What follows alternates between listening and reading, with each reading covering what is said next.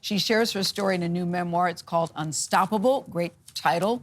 My journey from world champion to athlete A to 8-time NCAA national championships, gymnastics champion and beyond. Maggie Nichols, it's an honor to have you in the studio. Your book is so good, Maggie. Let me just start with that. Much. So you open the book telling us about your love for this sport. You said, I was willing to sacrifice and do anything for this sport. I loved it that much.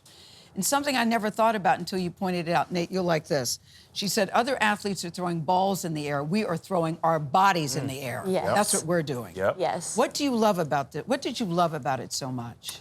I loved everything about it. Ever since I started, I loved to learn all the new skills. But as I got older, I loved the challenge of it. Every single day brings a new challenge, whether that's a new skill, you know, making it to world championships or anything like that. I just loved working so hard and being disciplined and just loved it so much. So you were on track to make the Olympic team. Things were going very well for you. And then you happened to ask another athlete, another gymnast, does this happen to you with Larry Nassar? What was your question? Yeah, so it was happening to me with Larry Nassar. I've seen a lot of doctors in my life, and I've had a lot of injuries, so I've seen a lot of... Your dad's a doctor. My dad is a doctor as well, and a lot of PTs, and so I kind of felt like what he was doing was wrong, and so I asked someone who was a little bit older than me if this was happening to her too, and my coach overheard me, and you know, the rest is history after that. Oh, boy. Wow. And, It really was an oh boy. I mean, and once you came out with, and this was 2015. Yes. Your life changed after that. For You sure. were treated differently. You and your family were treated differently. and you went publicly in 2018. Yes. Had to be one of the scariest moments of your life. Why did you make that decision, and how did you feel after? Yeah. It took me a really long time to decide whether or not I wanted to come out publicly, but I felt like I would help someone else who may be, you know, experiencing something similar and empower them to, you know, share their story.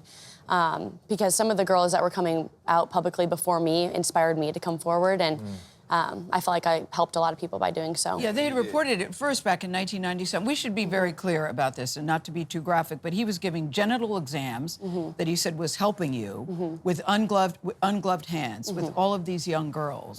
And there were reports that he was getting aroused at the time. What did you think that this was supposed to do?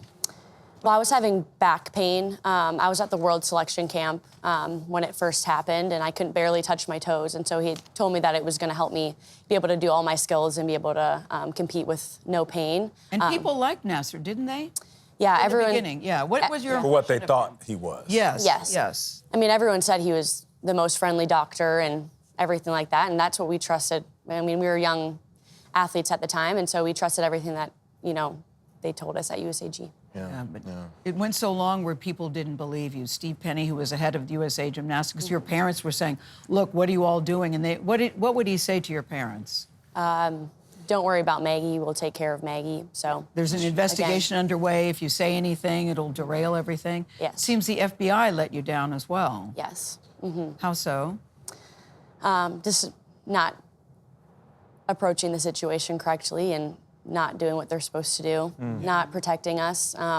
After we reported, so many other athletes were abused by Larry Nassar, so it's really disappointing. He's where he belongs. Yes, hundreds of women came forward, Hundreds of though. women came to talk forward, about and, it. Yes. and part of what makes this book fantastic, and particularly for young gymnasts, is there's so much about the sport. There's a whole glossary. Your whole resume is there in the back. What do you hope aspiring gymnasts take away from this? Yeah, I hope they take a lot away from it, but I think something unique in my story is sometimes when you go through disappointments, you know, you think that your dream is crushed, but then another door swings wide open with so many more amazing opportunities than you could ever imagine. You know, me not making the Olympic team, I thought my dreams were dashed, you know, but then I got to go to the University of Oklahoma, and I had the most amazing career there, and, you know, broke some records, and Yeah, just, broke a whole lot of records. You had a great coaching staff there. I love Yes. the KJ that you write about. Simone Biles, who wrote your foreword, says, Maggie taught me that the gym, business first and fun later. Yes. You two are very close. You were at her wedding. You've got news. You're engaged. I am engaged. Congratulations. Thank you. Thank you, Maggie Nichols. Thank you so much. This book will help a lot of people, a lot of young women in particular. Thank you. Thank you. Unstoppable is on sale now wherever you buy your books today.